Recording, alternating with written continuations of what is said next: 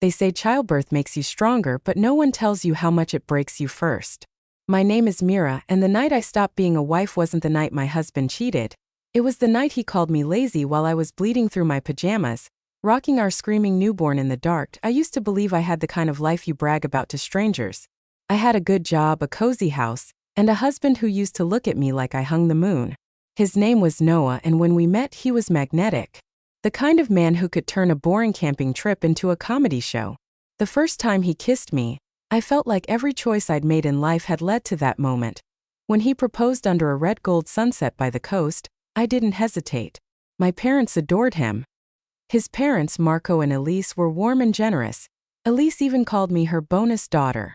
Our wedding was small but perfect, and when both families chipped in to help us buy our little starter home, I thought I had won at life. Then came the pregnancy. At first, Noah was over the moon, rubbing my back through morning sickness, bringing me ginger tea, whispering that he couldn't wait to meet our baby. But the more my belly grew, the more distant he became. He worked late. He forgot to ask how I was feeling. It felt like I was slowly disappearing. One night, I was curled up on the couch, nauseous and shaking, when he came home and frowned at the empty kitchen. "You've been home all day, Mira. There's nothing ready." I stared at him. "I can barely stand without throwing up." He just muttered, "You always use pregnancy as an excuse," and grabbed a beer. I didn't yell. I didn't cry. I just packed a bag. The next morning, my dad picked me up without a word. He just squeezed my hand on the drive to my parents' house. Weeks went by. Noah didn't check in once. It felt like my marriage had vanished overnight. Then one afternoon, there was a knock on the door. Marco and Elise stood there, worried. "He never told us you'd left," Elise said softly. They sat with me for hours, apologizing for Noah, telling stories about how stubborn he'd always been.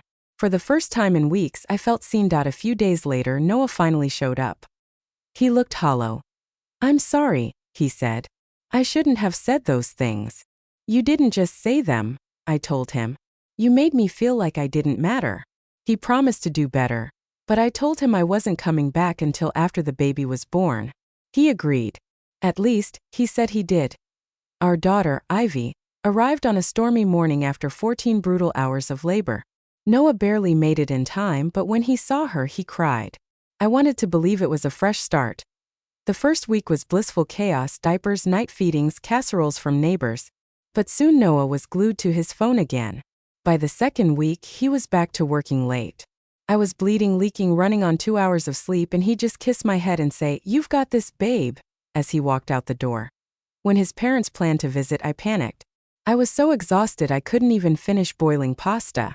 The day before their visit, I caved and ordered a beautiful spread from a local deli: rosemary focaccia, truffle hummus, imported cheeses. Elise would understand, I thought. When they arrived, Elise immediately took Ivy from my arms. "You look like you haven't slept in a week," she said. "Go lie down. We'll handle this." For the first time in months, I actually closed my eyes and slept. Then Noah came home. The first thing he saw was the deli platter. "This," he said, disgusted. "This is what you served my parents. You couldn't bother to cook." Before I could answer, Marco's voice cut through the air. "She didn't buy those." "I did." Noah froze. Elise stood behind him, Ivy in her arms, her voice like ice.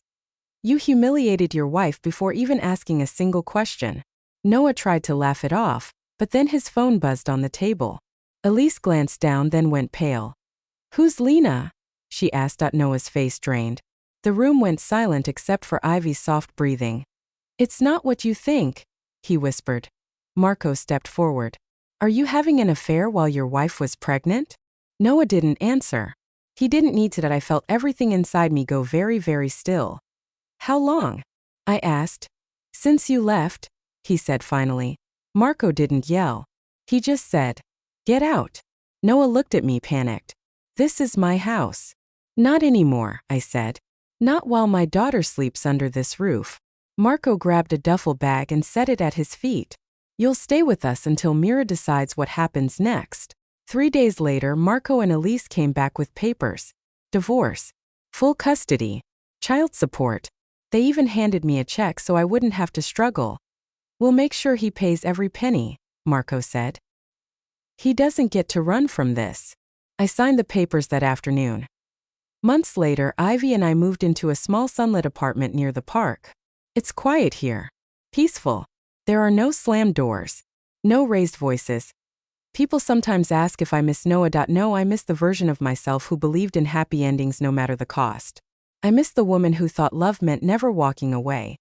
But I don't miss being made to feel small in my own home. I don't miss apologizing for breathing too loudly. And I definitely don't miss a man who thought overtime excuses betrayal. Because the night I chose peace over him was the night I came back to myself. And if you've ever had to choose between your sanity and someone who keeps breaking you, choose yourself. Every time.